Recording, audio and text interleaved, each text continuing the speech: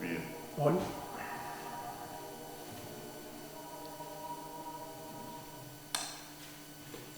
Tap mo wait, tap mo hamanapu. Kau buat dia hak helan kau tahu itu, dia hamai apa lagi? Kau tak dia setuada kai ma tuan setuada, dia behega di motor kan motor be, ai kai ngalor tumbung harmoni, o North Coast di Auckland. Kau dah tu perlu luan hiwa epere. Wafe wanoa. Pea ke tau polo kalamai ni si kawan pe pea mo wiki tapu. Paia koe e viasto kule luwen. Ufa au ia ni mo takua koe mondi feste.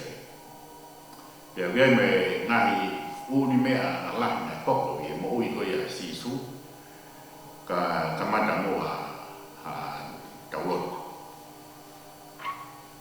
E tua mak ke mau tamai hewan yang fion mau frastaya ko ito al ofa si kau na kono ma mau mantol i wike ko i ka ma fa ta de niti e tua ko tai i kai ke kakat ke e fia ko mau frastaya ko i ko mau filo ma ki e na lo pe i he pes po o koe o e siasi o mo me amoni North Coast. E tawa mi o tua ke tukulaki a e whiro mwaki i he pes koe ni whai ai e whitutaki whai ai e whirotu atu ia ki he whoke o tua ke whiofa aki i huafa o Sisu Christ o ma o whakamu ui e me. Wau te tawhinau o whakakata whoke e whatongia whakatausiti e whakawhaifkau i North Coast. Pea i whiasko ni o whamarola. Ki e se kua taka le msi auhi ka e umaa o toko ni pai a kairot. Pea he whoke a mai a kalai vai pe ko moeak situa. Kuhi koe ngā ua ki hono kamata a e pēs o koe. Kuhi o ia e paraparema whakateknikare i ngā i pēs. Ai siasi na fodu ya ko fodu wa pes o ko ni ko ya ko kora ka de motor i he kai na roto mo harmoni ke mo gata o fetu takia ki ani mo iro o te ge na unia ai pes ko ni ke ka fero mo pe i he fiafi i he pes ko ni koe resoni a honiu ai tohi exodo wa he tahawa we si uragi ki he wha pea he fo ki he vesi tataha ki he taha te wanga o lawat ke te mondo wa he tahawa we si uragi ki he wha pea forofora si hova ki a Mosese mo e lone i he whanua o ispide o pehe. Koe mahina koe ni, koe ulo koe ngahi mahina kia te moto. Koe urakia i he ngahi mahina o mo taku. Mo lea ki he whakataha katoa o Israeli o pehe, i ono aho hongo fulu e mahina ni, ke to'o he tangata takitaki a anelami o whakawhamiri pe koe lami ki he whamiri. Pea ka pau o tosi e whamiri ki he lami, pea ke kau i hono to'o aia o nofo wāofi mo hono whare o whakatakau ki he tōrahi o e kakai. Te maulau ai lami o whakatakau ki he kai ai tangata takitaha. Westataha ki taha. Pewe ana ni ho mo kaia. Wo osi no'o ho mo kongaroto, pe wo aisu ho mo wae, o maupuke ho mo toko. Iyo, te mo kaia o hane hateu ke hora, koe paso waia kia si hoa. he deu asiatu ispite i popo ya pa deu ta ya wa kama mo to abe i he fonua ko ispite o fai me tangata ki he manu pe deu whakaai ai whakamau e ngahi o tua o ispide ko si hoa pe koe toto koe whakailonga ma mauto i he ngahi whare o mou i ai pe kau ka mamata ki he toto te utakai ki mauto te ulakai mo whamona more te ulakai ki mauto pe kai to ka te mautoru ai tautea ke whakaauha i e whai e kutaa e whanua ko ispide. Pe koe aho koe ia e hoko ka te mautoru koe aho ke manakua. Pea te mo tauhia koe kātoanga kia Sihova i o mo ngahi tō tangata. Koe tūtūni tangata te mo tauhia koe kātoanga. Koe whorofora ia me tohi eksoto koe tau whanau ki ai whanau no pe o e talanoa pe o te e whoki pe mo e reson koe a te hao haia i a sione pahe o fu mātoru vesu wagia ki tahafiku pa mo e vesu tau taha ki e tō nima.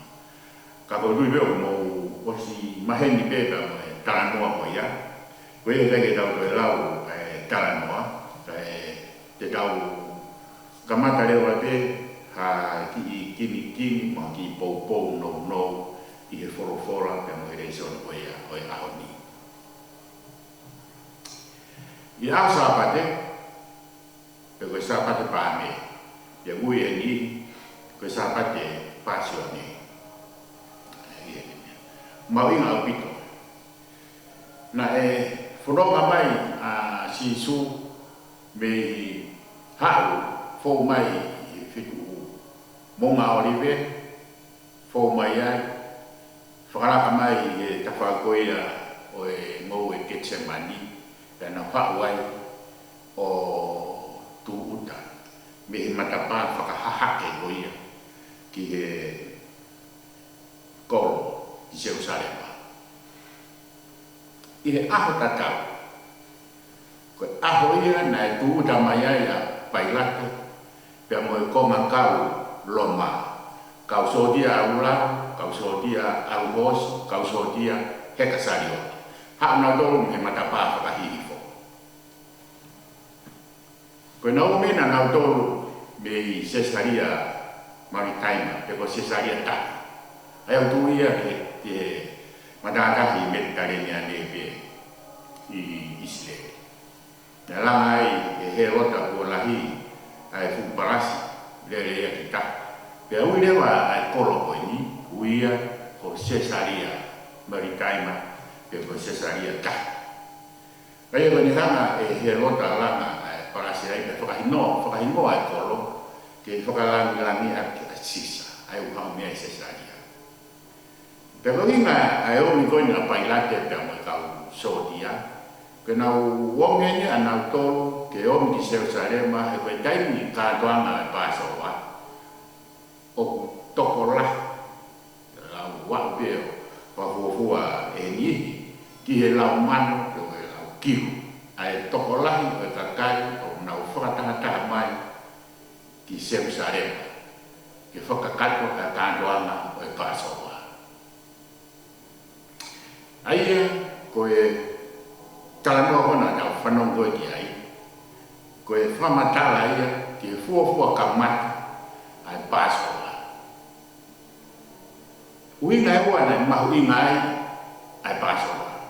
Aia, o tau pe Pāsoa ku whirea whakapitania koe Passover. Koe tau whatonga pe i kau ririu tu he tau pua ui koe Passover. Aia koe winga koe lākai ne koe nei. Lawe ko dia e sonia nai nei pergi lapa bare ai ka ko ia ko la kai ai ko whakalaka Na ni hanga e o tua tu ni hanga e family ta ai ki lan pea ai lani lo ia pea e tamate pea ai o wari aki kau matapa. Ko hi he hanga he o tua pada tau i whamata no e soni. Tene hanga o to ai fohalahi ko toa pe pe koe uhuki lahi ko toa pe. Me he tangana o aroa o whakamana. Koe mon manu lahi taha e mate. Koe fohalahi taha e mate moi. Pea koe foi tautea ni pe koe foi ai ahenu no hongo fugu ki hanga ngai leo ko whero. Wheka pe o to whero. Tala lewa e Moses e o tuaga Moses e tamo e rone. Mo teu teu. He koe foi tala aspe e tuame ki mo toro ko palo. Koe ia tala ke ai lani e alabe anero ko au. Pea kone alako ia ka sio mo wali ake toto ko ia lani e kau matapa. Tomo kau matapa ka me funga matapa e ku. Kone alako ia sio ke toto pe whakalaka reo e la kai ai utau hulu Passover. E Passover ai anero e kai ke tamte e tene toko e rak foha o nato pea awat ko ya tala sisu ya bagi lami faya kia kai aya kena kai aya hane ele ha foi kai faka os pe ko foi o mo ura ki ko foi ma me to kon faka osia wo pe hane hana o ki he na fononga me ispiti no tu wa me ki na to goia ke na ka kai ai ko me ma i mai pe da to kana ki he paso ko hoko atu ai anero mawe ki hoa ilo ko ni ko hoa ilo ka osia pe ko la sapa ia aha isle i ispide era na kai te hoko ko na ki o fonoma ia mana ko ia ke na pa hiri no fa tawa tai na o ki na ko ai na e hanea i lami ha fei lau lau pea e hoko rewa a e nau alu ko e malu i nau toru mehe mate ki mua pea nau alu urakia malu i me whaka auha ua ko e mea tokoni koho nau oho whanonga i e nau alu ia mai koe ki kua ngā koe o sisu tau tu whakahoro mai ai e kau Isleri. E kau heke nai tala, hane koe nai haere so ni pia mo whai en i taimi mo e tau toa pe koe whakamanat ki he Passover.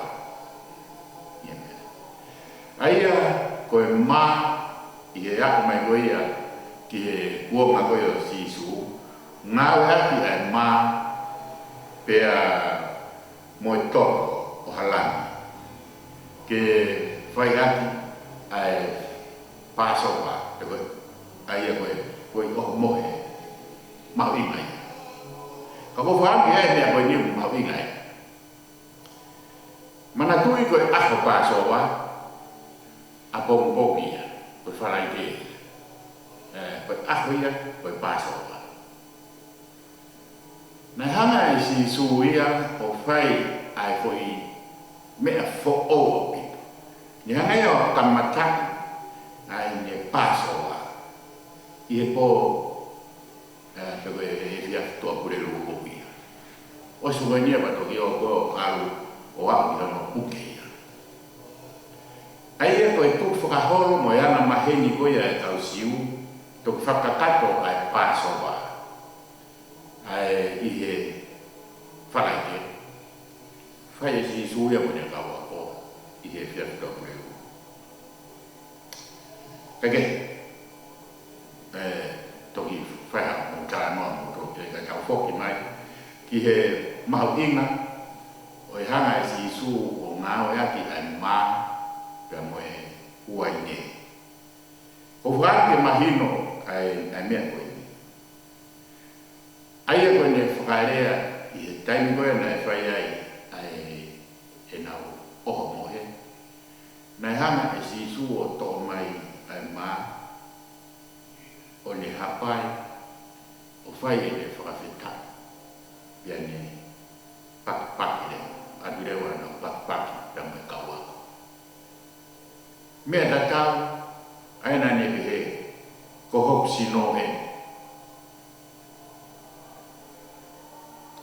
fralea ko hok sino e osko ya pia ne te to mai pia mo uai ne o ne fai ne hiki haki fai ne whakawheta ka ko hiri ko ia ne whakawheta i pia whakahoko kia tekina o tō ia mea ko e ipu e mu o e kouna ni te whoo pia mo whai ia ko whakamana i hiki koe a ngai kosperi ia e hiki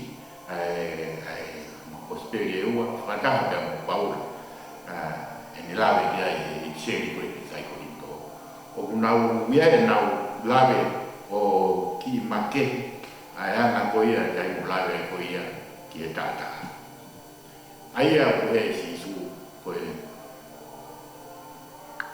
ko na ni te pea mo fai ko fa mana pero e deve di lawe e ta pe ko fa mo o ia na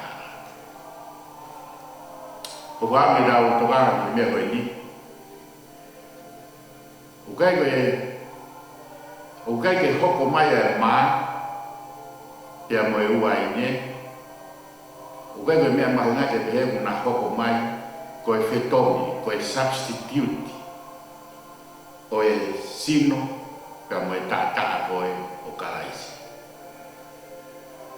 ko e mea mahauinga i he hoko mai ko e ni ai o wau ko e sakara me ni ki o e oho mohe ko e hana e ma pia mo e waine o whakafofonga ai kau. O kai ko e substitution o e sino mo e kata si su. Ka o hoko ai ma pia mo e waine ko e whakailonga o e participation. O e kau whakataha pia mo si su i he oho mohe. Ko e kei nang whakataha pia mo si su i he oho mohe. Pero whai ai le ai tānaga kua e u mea ke whakalahi aki a hono uhi ngā ka mea a mea ke. Ka koe mea mahu inga i he o wau koe a koe oho mohe. Uraki koe pakpaki koe tau whena si aki. Ka moe ringi koe a o e waini. Koe pakpaki me koe maa beta. Ka moe waini beta. Tau whena si aki. O tau kau whakataha. Pia i e tau taha ko ia, pia o tau hoko lewa a karaisi kune kau, pia mokta ko ihe oho mohe ko ia. Pia mau inga, i tau whanonga koe ni o au e aho sāpade le tau whakakato ai o wau ko ia, o i sakarame ni ki, o mau inga lewa, kia te tau tō, e whamahino me tau whanau, ka muna tōru, lalahi, ai mau inga. E au a Sabate, e tō hake e Palestini, e kau sedai ka kina hameku, ai mā, hapai, whawhetai, pia kākua ki, pia pakpaki lewa. E kai ko ia, te tau pakpak pa mo tau tōru, ko tau mai aki. Koe mau inga, o ngai amon, o kapau i whamiri i aki, ai haki te bire lele, ka teu e moe maa. Mai na le o wakai mai me whare korona, o pia tana ma mai ki na Great Chiefs, o kai go wai ne mo ni fa ya ki tau sa ka me ni ki ai ma lo ya ka o tau nga ki tau to pe ya ai great chiefs ne ba ba os me fa na ta ku mi ha ki hinai no right vino pe ko ya ki pu hai no right vino o se una veo bai kai pe ha pe ai ni mo la ku fe uma ke fa fo nga ya ai uai ni pe ai na mai ma pe tau whakaka i e ako ko ia. Manatu ki he whawhanga si sua toko lau ia i mataratai. Poni maa o whai hake ni oroma. I ako ko ia ai whai maa nima mai matarika e ua. Kai ne mena e whai na ne to'o mai ia ni hapai hake o whakawheta ia ni kāpua ki. Ngai whai maa matarika ko ia. Ia aus ko ia, ia pakpaki atu ia. Rau maria pehe ni tau ngā o haki i a sāpate. Tako rau maria pehe o whai haki e pōn i ai oho mohe ko ia ai eiti pia mo sisu. Mau inga ai hapai haki ia tau whakawheta ia tau whengas haki. Ai be e taktaha e lahi be whangi ipu e taktaha kakato whamiri e wene taime e angi atuai ki whai o mohe i e sāpate wene peha koe ke mo toko e naukai o toko whakatoa ke whakangata whamiri koe ni whamiri e akoe whamiri atu he whamiri kaunga akoe utan ki e lau iafe ia te tau mau sākara me ni whakata te tau kai o mohe whakata i aho sāpate tau kau whakata ai i he tau kau ngā i nasi ka mo tau eiti ko si suka isi koe tau whakamana kua ki ia e pāsoa whai i he kau ngā koe ia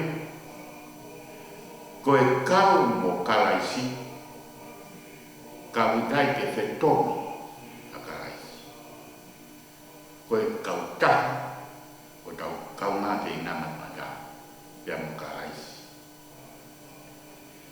i o moe tau pe ai toka kalaisi koe ia ane po ka pauna e toka koe ne toka whaasipe pia i ene a whai horo e ngahi hui horo i he ngahi whatonia whakaos koe a aho ni pia alo aho ki ono puke ia me hi moe o ave ave horo whakamau i hui whakamau a ngai fitu ki ono ave horo mea he rota alo aho pailate umo hai fuana ave horo ai ai kau mea i pōni ia o si lawa ai foi hoa ilo pe koe foi oho mohe whakarosi kai teu ke me whonoa hange pe koe oho mohe whakarosi a haki sile kam ispite kai hoko ai pāso waka na ua koe pāso wa make hoko i e whiawhini he koe uhi koe lawa ia koe ngā ue mo ngā whatongia mo toa be ngā mani a kalaisi kai hoko ai ohu mohe makehe pe koe pātoa makehe whakarau maarie mo whakaitani mea mara inga koe whakatawa taina i tautou me pōkura ki e angara i hanga si su o fua e tau mai ia a tautou koe maa mo e uaine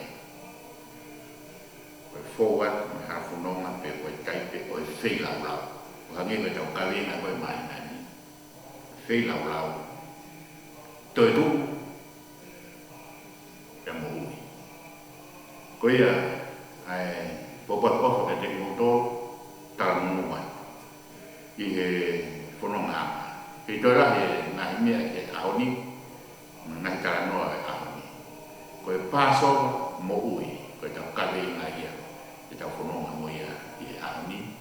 Ko e pāso wa mate, e pekia, e kau swai pia ngata. Ko e pāso wa mo ui. Tafe, tātā loia, ko e lami ka mo ui, wa me pe ko e tātā, ko e lami ko ia i ispide. Ko e whakailonga e whakamu. E pehe me tafe, tātā loia tau eiti ko si supaisi.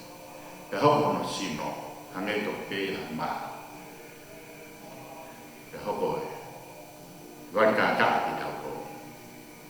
Masi e lau ia e nei himi. Pe hai wai koroa, ko e tātā pio sisu. Ko whee wai whanonga, ko e tātā pio sisu. E he toki vai mahi mara. Ko e vai ola ia mamani, ko e tātā pio sisu. E da oa. Ko tua mas ma whakatai ki a Fiona, ko ui ko e pāsawa mo ui. Ko whai e ho aro. Ma whakatai ko tuku mai e whainga marie, ke mau kei nana i e te wire iro ai Fiona. Perai ngata be e mau kei nana e tua, pake whakakau ki mau tō. Ko e kau taha be e taha i e Fiona.